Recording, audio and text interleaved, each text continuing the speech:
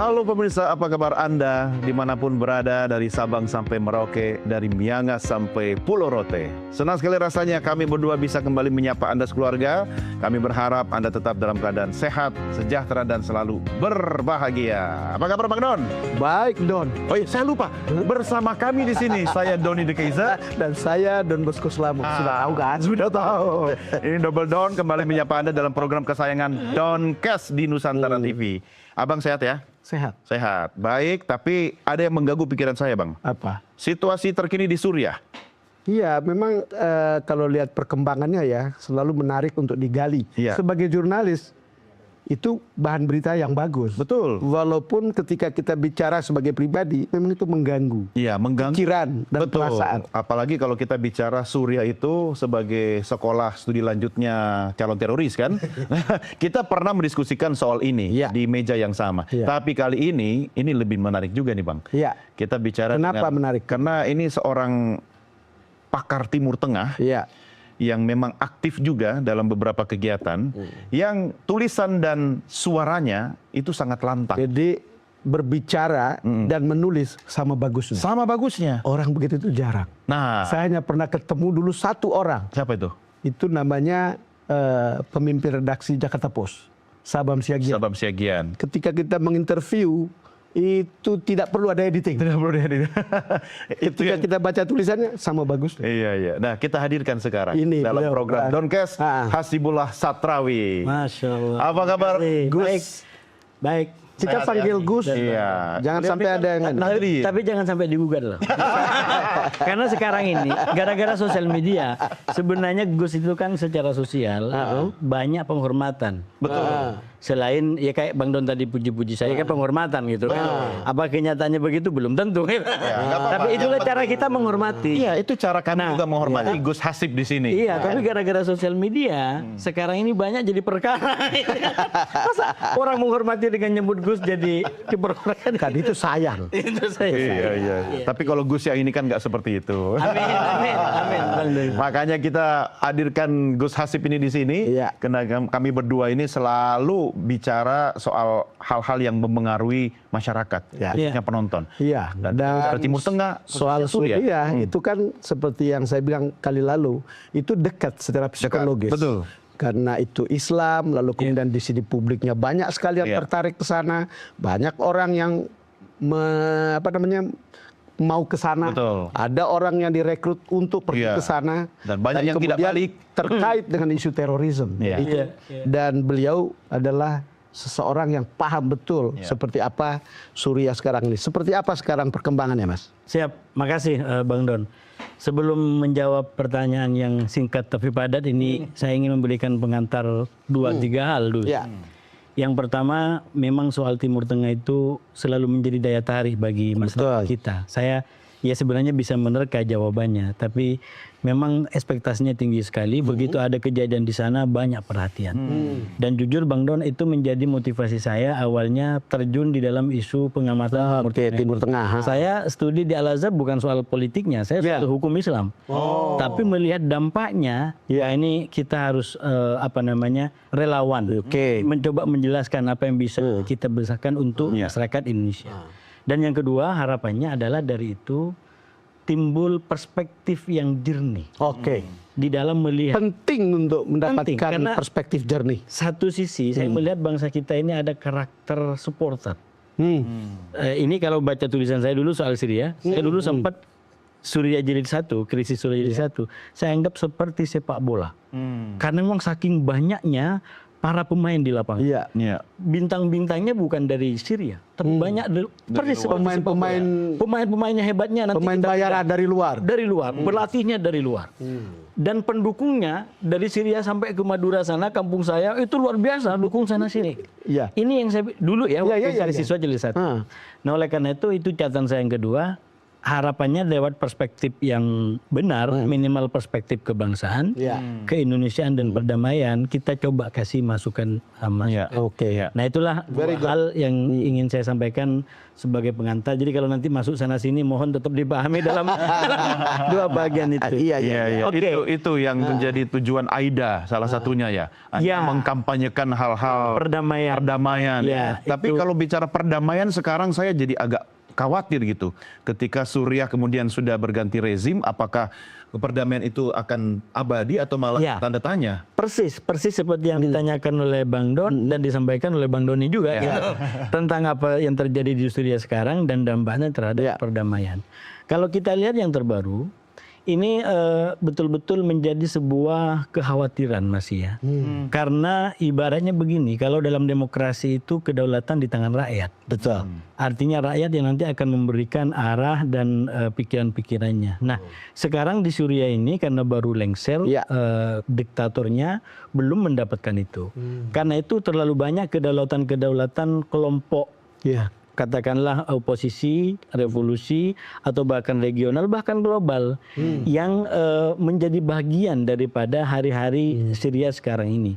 Bahkan yang terbaru, ini negara-negara dari Barat, terutama Amerika dan bahkan Inggris, termasuk dari PBB, itu sudah mulai lebih intens ketemu dengan terutama Al-Golani. Saya cuma kasih catatan kecil di situ. Orang bilang Al-Julani, Al-Julani. Yang benar apa? Sebenarnya cuma dialek aja. Oh, dia. Sama lah ya. Di Arab itu kadang-kadang jim, minimal kalau kami di Mesir, jim itu, ji itu kadang-kadang dibaca ji, kadang-kadang dibaca ga.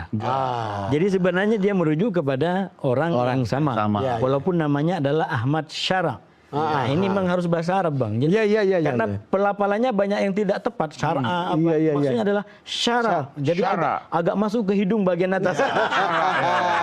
Itu dalam bahasa Arab namanya makhorijul huruf. Jadi cara meletakkan huruf pada tempatnya. Di sinilah gusnya sangat original. Jadi namanya adalah Ahmad Syara. Kalau kita lihat dari pernyataan yang disampaikan oleh Ahmad Syara ini kan masih belum 100% orang percaya. Di satu sisi karena memang Ahmad Syara ini memiliki latar belakang yang tadi berkaitan dengan kelompok-kelompok teror. Betul. Pun saya kasih masukan sedikit, Bang Doni, disebut sebagai universitas teroris mungkin tidak terlalu tepat. Betul. Karena saya akan sampaikan nanti kenapa Syria ini menjadi ada kaitan dengan terorisme, terutama kaitannya dengan kelompok-kelompok Arab Spring. Ada fase yang saya sebut sebagai fase atau energi ideologisasi lebih dalam yang itu berkaitan dengan katakanlah bentuk dan negara yang diharapkan tegak oleh kelompok-kelompok yang disebut teroris ini. Dan saya nggak tahu Arab Spring yang sekarang, katakanlah jilid 2 ya. Kalau Arab Spring yang jilid pertama, Bang Don, itu kan kalau kita baca dari Tunis, Mesir, Libya, saya boleh katakan awalnya murni gerakan rakyat. Bagaimana? Awalnya murni itu sebagai gerakan rakyat. Dan kalau mau bahas nanti soal terorismenya, nanti bisa nyampe di situ. Dalam pengertian dari Mesir sampai ke Libya, Gaddafi dan Mubarak itu sebenarnya sangat ingin untuk menyebut melabelin para kelompok revolusi sebagai teroris. Karena begitu kelompok itu disebut teroris selesai, anggaran negara bisa dipakai. Tapi kan di Mesir dan di Libya dalam Arab Spring jilid 1 nggak ada anasir teroris dalam tanda kutip. Ikhwan Muslimin, Bang, nggak terjun ke medan tahrir. Jadi dia di belakang. Dia tidak muncul. Nah ini bedanya dengan di Syria. Di Syria di bagian awal itu dulu itu sebenarnya sama, nggak langsung muncul kelompok-kelompok ekstrim. Yang muncul kelompok-kelompok nasionalis, kelompok-kelompok sekuler. Nah, Assad sudah sangat berani melawan, kan waktu itu kan melawan Assad kan, yang represif. Nah, Assad sudah sangat ingin dari awal menteroriskan mereka. Cuman syarat materialnya belum terpenuhi. Karena yang berdemo adalah kelompok sekuler, kelompok nasionalis, kelompok akademis. Belum ada. Nah, dalam catatan pendek saya, sesuai dengan orangnya, itu baru mulai masuk setelah memainkan isu sektarian. Sektarian itu apa? Yaitu bahwa Assad itu adalah Syiah, kebetulan sebagian besar rakyatnya adalah Sunni. Ini ada konflik antara Sunni dengan Syiah. Maka kemudian sejak saat itu kelompok-kelompok militan dari luar ini mulai datang atas nama solidaritas sektarianisme. Yang melempar isu itu siapa sebenarnya pertama kali? Yang Isu saya sektarian. ingat bisa dirujuk ke tulisan 2011-2012 ya, karena itu sudah dilempar ke. Yang saya ingat itu justru dari kelompok revolusi awal, belum Syara masih waktu itu masih di kelompok-kelompok Islam. Jadi itu awalnya gitu. Kenapa akhirnya menjadi pintu masuk? Syara itu masih di Al-Qaeda lah. Masih di Al-Qaeda gitu. Kenapa menjadi pintu masuk bagi datanya kelompok-kelompok militan? Terlebih lagi, nah ini cerita lebih lanjut. Saya setuju memahami krisis Syria sekarang tidak terpisahkan dari Syria jilid 1. Karena ini satu bagian. Kesatuan. Nah, di akhir cerita maka kemudian orang-orang ideologis, katakan orang-orang ikhwan, orang-orang kelompok ekstrem ini betul-betul masuk dengan membawa agenda masing-masing, khususnya ISIS. Singkat cerita, dengan datangnya ISIS, Bang, satu, secara material terpenuhi bahwa Assad benar-benar tercapai tujuannya. Tercapai tujuannya Assad. Jadi memang teroris. Dan yang kedua, dengan adanya ISIS, kelompok-kelompok regional dan global yang awalnya anti Assad karena kediktatorannya menjadi lebih peduli kepada ISIS. Betul. Karena walaupun Assad diktator, katakanlah bagi Amerika nggak ada soal bagi keamanan negeri Amerika. Betul. Tapi kalau ISIS masalah besar karena pernah terjadi serangan WTC. Jadi ini soal keamanan nasional dan singkat cerita, krisis Syria jilid 1 dengan adanya ISIS itu justru memenangkan kelompok Assad. Sehingga dengan begitu yang memperkokoh Assad sebenarnya. Itulah yang membuat Assad bertahan dalam politik. Dia sangat diuntungkan dengan ISIS ya. Kembali ke pertanyaan saya tadi, kalau lihat situasi sekarang, arahnya kan tadi kan Gus Hasyim bilang bahwa ini masih terlalu awal gitu. Tetapi kan kita bisa lihat sudah 10 hari ya kira-kira Itu perkiraan Anda akan seperti apa setelah 10 hari ini? Yang terbenam, yang tergambar di benak saya berharap pengalaman masyarakat Syria sekarang ini tidak seperti negara-negara yang dilanda Arab Spring sebelumnya. Yang traumatik. Benar traumatik, Ban. Saya kasihan lihat. Di satu sisi ini penting bangsa Arab ini memiliki pengalaman demokratisasi. Saya selalu sampaikan, enak banget loh. Menjadi rezim demokratis ini enak banget. Bayangkan perpindahan kekuasaan harus pertumbuhan darah. Kita bisa berbeda tapi tetap bisa bareng-bareng. Itu nikmat luar biasa dari demokrasi. Itu betul. Kalau di Timur Tengah tidak ada itu. Kekuasaan itu menegangkan. Kalau nggak dibungkam sebagai otoriter absolut, dihabiskan sehabis-habisnya. Kalau enggak ya harus perang-perangan. Nah, sekarang ada nggak potensi misalnya, kan kalau saya lihat propaganda atau statementnya dari pimpinan pemberontak yang sekarang sudah menjadi penguasa di sana, silakan, mari kita rayakan kemenangan. Satu, kedua, menjamin pemerintahan yang inklusif, atau Syria yang inklusif. Kira-kira apa betul bisa dipegang yang beginian? Saya mau kaitkan dengan semangat yang terjadi di Indonesia, Bang. Dalam pengertian Pak Presiden kita, Pak Prabowo, dengan retorika yang luar biasa kan mirip dalam hal itu. Artinya secara ide dan konseptual sudah disampaikan tentang bagaimana negara ini ke depan. Cuman di Timur Tengah juga dalam konteks Ahmad Syara, sekarang itu menunggu. Istilahnya sejauh mana perkataan itu tercerminkan dalam kebijakan dan jelas. Karena kata-katanya kan tonnya positif sebenarnya kan. Jadi kalau menggunakan kesusastraan kita dalam konteks santun, dalam konteks pantun bukan santun, ini kan kayak semacam pengantar yang sudah bagus Sakarian ini. Tapi kan sebagai pantun bukan itu tujuannya.